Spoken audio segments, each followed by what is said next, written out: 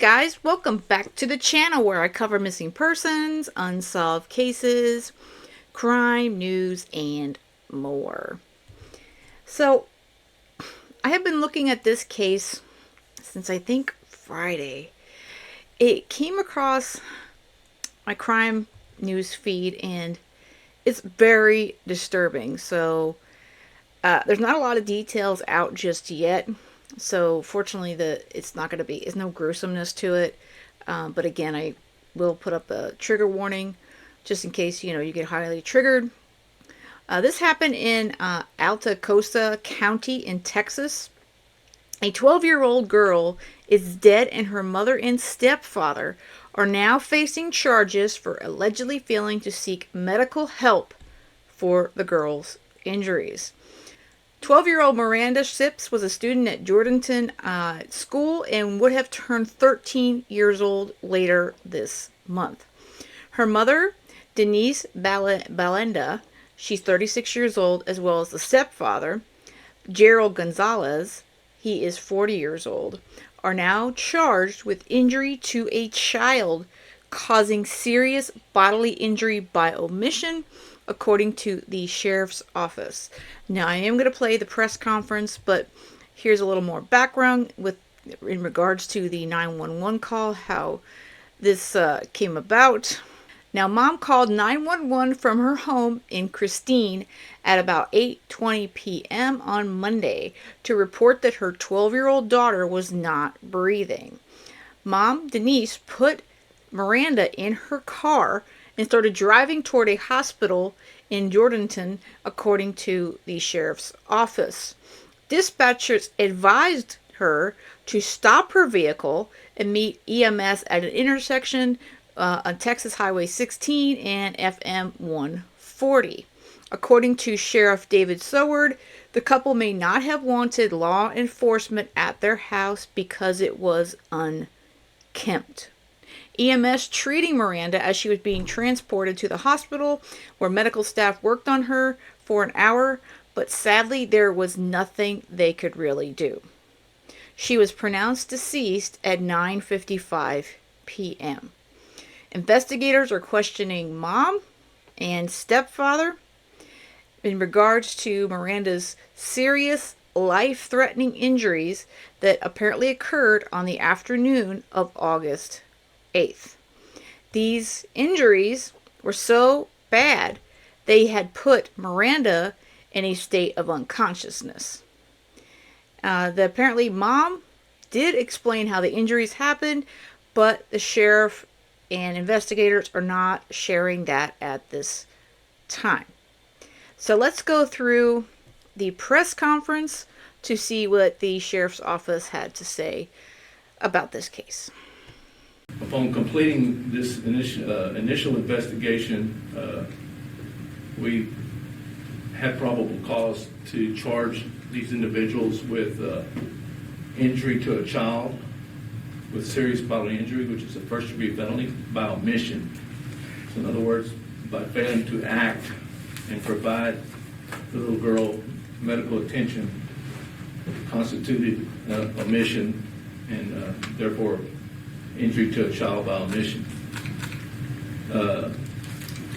Yesterday afternoon, officers from the sheriff's office went to Christine with arrest warrants, and we arrested the mother and the stepfather without incident.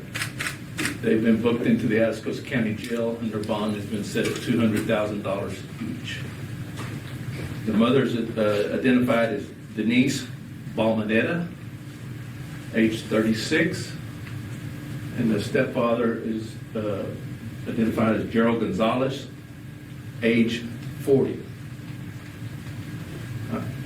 Our victim is Miranda Sipps, age 12, and she would have been 13 later this month. She was sent for an autopsy. We're still waiting for the final autopsy results, which will be a little while. In the meantime, we have some investigating to do on different things, and we're following up on those leads. And at this time, I think I'll just see if y'all have any questions. The type of injuries that she received, are they consistent with what kind of damage made with what? The injuries were life-threatening. They put her into a state of being unconscious. She was not talking. She basically could flutter her eyes and move her hands a little bit. Over a 4-day period, they had her laying on a pallet in the house. I will not, at this point in time, go into the injuries, detail on the injuries or how they happened, because I'm not 100% sure. And I don't want to sit up here and tell y'all these injuries happened this way, and I find out they happened a different way. So, And I applaud the sheriff for that. There's just so many questions that I have, which is another reason I wasn't sure about posting a video quite yet, because she had life-threatening injuries, and they're stating no broken bones, but they're being very cryptic. I'm not even sure that's the right word to use, but they're being very cautious until they get the autopsy back and see what exactly caused Miranda's death and what injuries she does have. Whether or not her mother or stepfather had anything to do with it, that's also seems to be a little bit in question.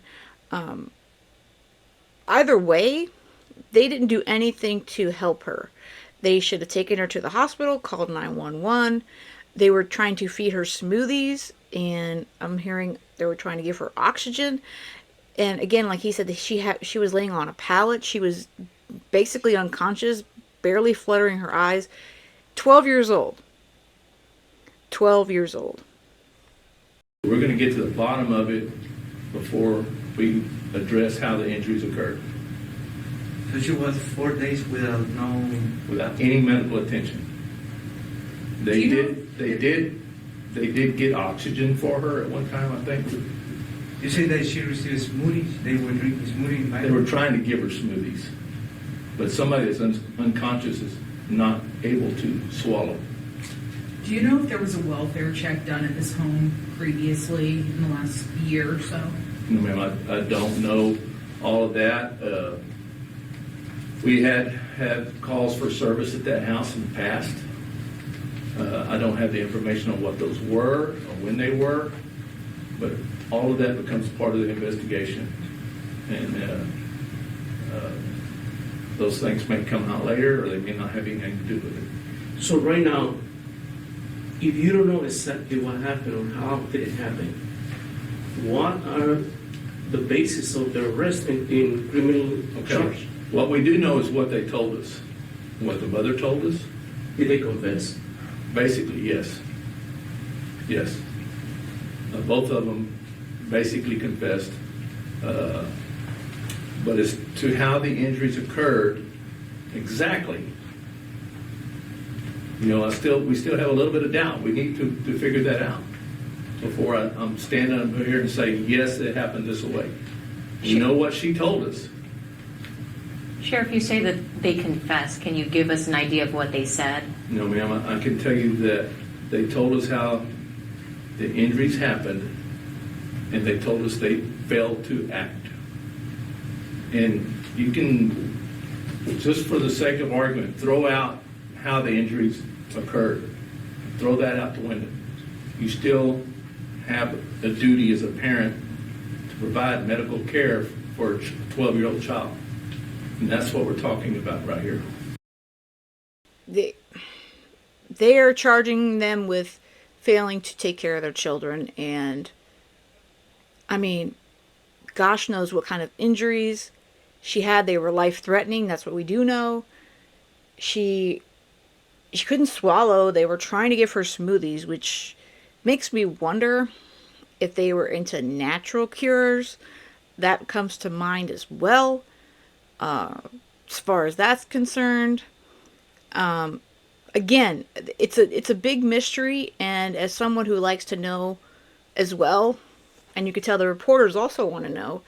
I mean, I'm anxious to know what exactly happened to this poor 12-year-old child. And 4 days dying while laying on a pallet in your home while you're not getting the care you need. I mean, that's horrific. Any parent or caregiver of a child should have known better. They should have called for help immediately. Sheriff, We're not talking about them assaulting the child, trying to kill the child, or anything like that. We're talking about them failing to act and get that 12-year-old girl medical attention like she should have gotten. did they say what led up to what happened to the little girl? An incident, something at school, at home? Nothing at school. This had, contrary to what you may see on the internet, had nothing to do with school. School didn't start till Monday. And of course, she wasn't there. So it had nothing to do with school. We have a story from the mother, like I said, but at this time we're not prepared to release that. Sheriff, were there other children in the home? Bobby? No. No. There are other children, but not in the home. Do you know what their ages are? No, not. Do you know if they're legally adults or? No, they're not. Okay. Are their guardians legally these two adults that have been arrested or someone else? The other child I know about is with his biological father in another city. Did they show any kind of remorse so far? A little bit, maybe. Not really. Not like a regular No. parent or mother? No, not like you or I or any of us probably would. The mother, as my investigator said, not really at all. The stepdad did exhibit some remorse. Sure, Mom had pretty much no remorse. And if you look at her mugshot,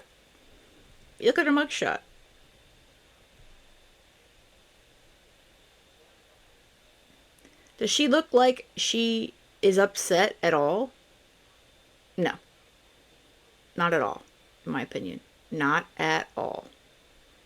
quickly, is it standard protocol for you guys to go to these calls when they called in the highway? You said for EMS, is it standard protocol for you guys to respond? Yes, the initial call was from the home.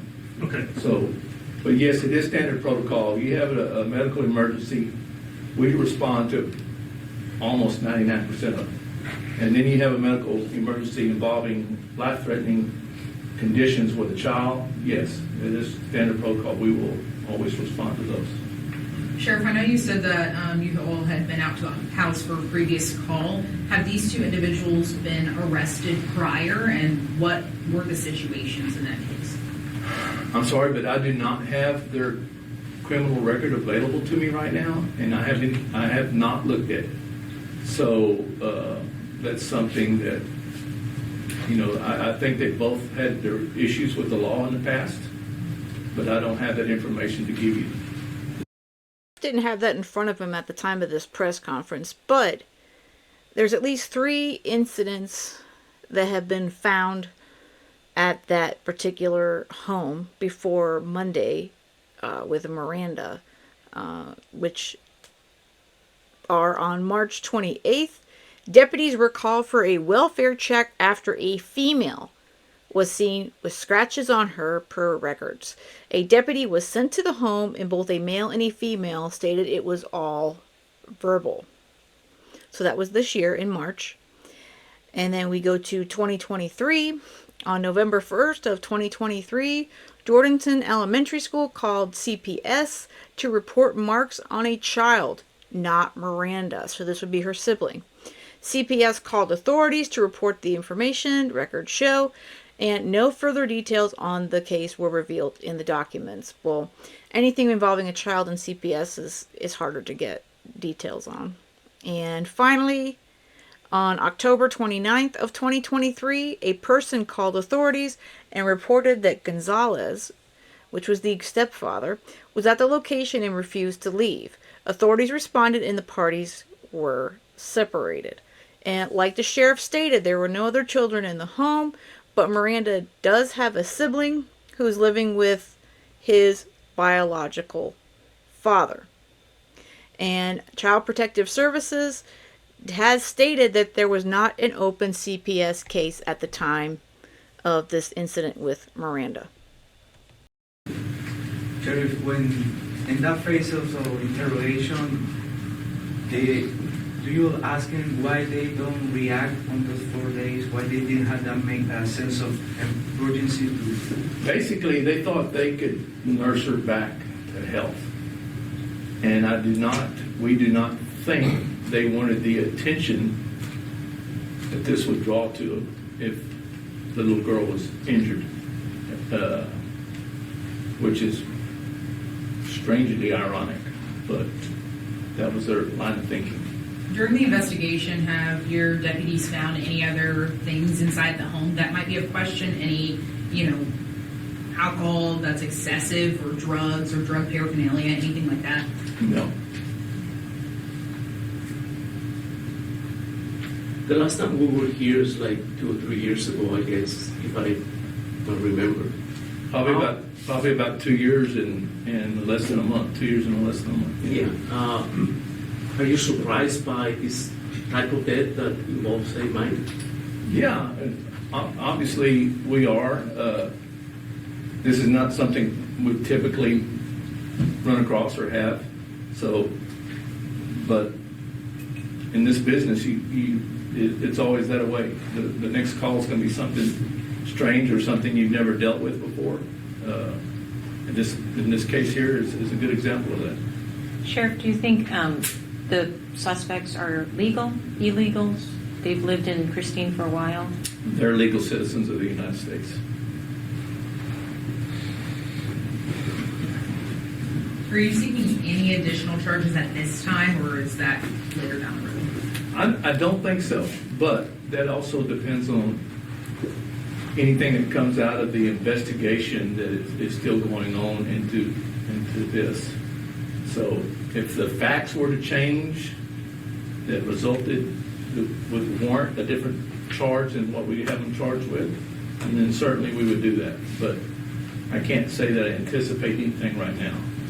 Sheriff, if the crime is by omission, would that involve any other relative that might maybe knew what was going on and never called the authorities' attention? We have zero information that anybody else knew about it. Now, if there was an adult there that knew this was going on and failed to report it, then the answer to that would be yes. So the initial call was in the home, but she was attended in the road. Our information led us to believe they didn't want law enforcement at the house. She left with the child.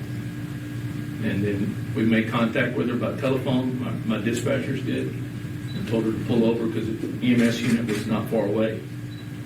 So EMS did get the child, and they started immediate care to the child and did everything they could for her, and got her to the hospital as quickly as possible.